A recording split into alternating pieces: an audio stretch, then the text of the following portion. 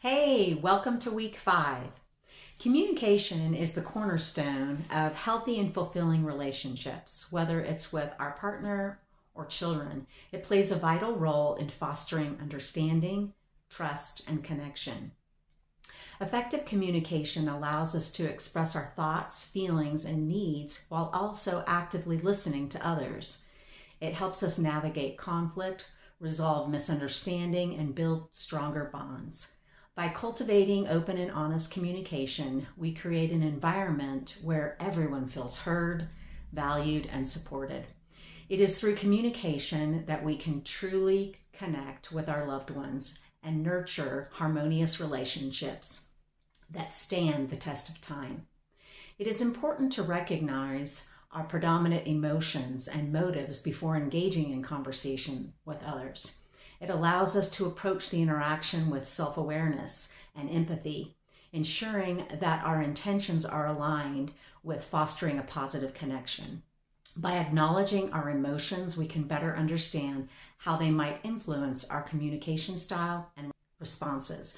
Moreover, being mindful of our motives helps us avoid projecting our expectations or ideals on the other person, allowing us to prioritize the love and respect we have for them. This awareness enables us to engage in conversations with authenticity, compassion, and a genuine desire to understand and connect on a deeper level.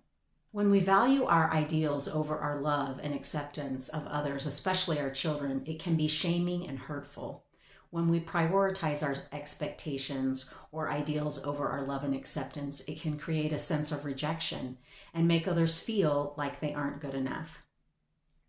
For example, I may believe that my daughter should be a doctor and may not accept her interests in the arts and unknowingly shame her and make her feel like she isn't enough because she isn't living up to my expectations of her.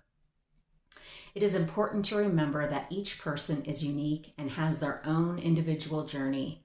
By placing our ideals above our love and acceptance, we risk imposing our own standards and expectations onto others, which can lead to feelings of inadequacy and shame. Instead, let's prioritize love and acceptance, embracing and celebrating the uniqueness of others, including our children, allowing them to flourish and grow into their authentic selves. By accepting them for who they are, we create an environment of love, support, and understanding. When we prioritize love and acceptance, we create a safe space for open communication and growth. It allows us to build strong and meaningful relationships based on trust and respect. By letting go of rigid expectations and embracing the beauty of diversity, we foster an environment where everyone feels valued and accepted. Remember, our love and acceptance should always take precedence over our ideals and expectations. Let's celebrate the differences that make us who we are and create a world where love and acceptance thrive. I remember a time when my children were little, when I was feeling frustrated with one of my sons. It seemed like he was always stirring the pot, so to speak, and creating contention with his younger siblings. I often took his behavior personally and felt like he was acting this way to make my life miserable. Can you relate? All that I could see was what he was doing wrong. And I didn't feel a lot of love for him at times, which was disturbing to me as a mother. Now I can see that he was just trying to get his needs met. During this time of conflict with my son, I tried a variety of things to try and improve our relationship. One of the things that I did that really made a difference is to make a list of all the things I admired about my son. At first, this was hard. It was hard to do because I had been so focused on everything he was doing wrong. I had to dig deep, but I created a list of what I loved and admired about him, and I would read it before he got home from school. The more I focused on the good things about my son, the more good I saw in him. And this was one of the catalysts that transformed our relationship. Not long after, he broke his collarbone when he was longboarding with his cousins in another state. I thought he would want to continue to hang out with his older cousins at a different house from where I was staying with the younger children. But he didn't. He wanted to be by me and have me give him his medication, his medicine during the night for pain and take care of him. A week or so later, we had a conversation about how this experience had changed our relationship. I told him that I liked how we had been interacting with each other. And he said, yeah, it's kind of like we're friends instead of enemies, Mom. I agreed with him, and we promised to check in with each other if we felt our new friend status declining.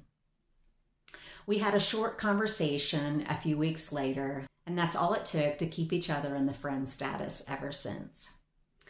Take a minute and turn off the video and work through the first page of Week 5 worksheet on communication, and go to the second page and fill in the top part about listing things you love and admire about the person with whom you would like to improve your relationship.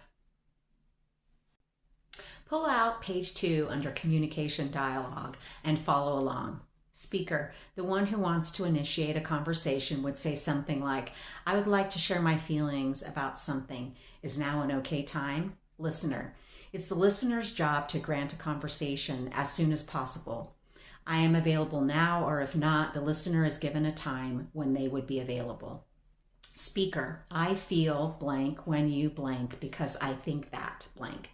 This sentence forms the core of the dialogue, so keep it simple. The listener, I heard you say you feel blank when I blank because you think that blank. The listener restates the speaker's message, and then he says, did I get that right? Or is there anything else that you would like to communicate? Speaker listens to the summary and either confirms that the listener understood and then provides additional clarification. Once the speaker acknowledges that the listener understands, then listener validates the speaker's logic or point of view by saying something like, that makes sense, or I can understand how you'd see it that way. Speaker listens to the validation and expresses gratitude when they feel validated by saying something like, I appreciate you being able to see my perspective. If they don't feel validated, they coach the listener about what would help. Once the speaker feels validated, listener shows empathy by imagining how the speaker must feel. The listener then communicates that by saying something like, I can see how you'd feel that way, or I can't imagine how hard or hurtful this was for you. Speaker, if the speaker feels like the listener correctly and empathetically described the feelings, they express gratitude. Otherwise, they coach the listener on what would help. Once the speaker acknowledges completion, the individual switch roles, the first listener takes on speaker role and vice versa, and begins at the top of this table. I would like to shift gears here a bit and talk about the pursue-withdraw pattern. The pursue-withdraw pattern is a common cycle that can occur in relationships. About 80% of all relationships follow this dynamic where one person takes on the role of pursuer and the other becomes the withdrawer. The pursuer tends to seek connection, validation, and reassurance, often expressing their needs and emotions openly. This may come across like nagging, complaining, and demanding at times. They may become anxious or frustrated when their partner withdraws, leading them to intensify their pursuit. They may express things like, I'm not important to you, or you don't care about me. On the other hand, the withdrawer tends to retreat, avoid conflict, and suppress their emotions. They may feel overwhelmed by the pursuer's demands and seek space and independence. They may feel like you expect too much from me, or I am never good enough for you, and may or may not express it. This cycle can disrupt communication, as the pursuer's intensity can feel overwhelming to the withdrawer, causing them to withdraw even further. This pattern can create an infinity loop. It usually manifests when one is feeling stressed out and disconnected from their loved ones. This infinity loop of frustration, misunderstanding, and disconnection can destroy relationships if not addressed and balanced with healthy communication and understanding. Take a minute and see if you lean more towards the attributes of the pursuer or the withdrawer. Some people do a combination of both pursue and withdraw, but it's helpful to recognize what your go-to is when you feel stressed out. Usually the pursuer is most afraid of abandonment, and the withdrawer is most afraid of rejection. How do you get out of the infinity loop? I'm glad you asked. To begin with, you have to recognize you're in it in the first place. Instead of fighting about how someone forgot to pick up some milk or some other minor things, it's more about what this means to the other person. You forgot to do this and it means blank about me. Again, if you can name it, you can tame it. Once you can recognize that you're in the infinity loop and that it is a result of feeling stressed out and not feeling connected, then talk in terms of what you're afraid of. We don't often talk about our fears. Well, because it's scary. We often mask them in anger.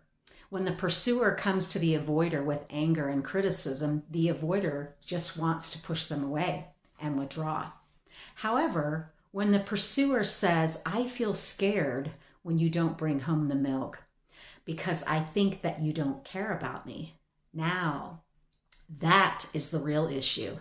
Then the avoider might say something like, I don't want you to feel scared. I hate feeling scared.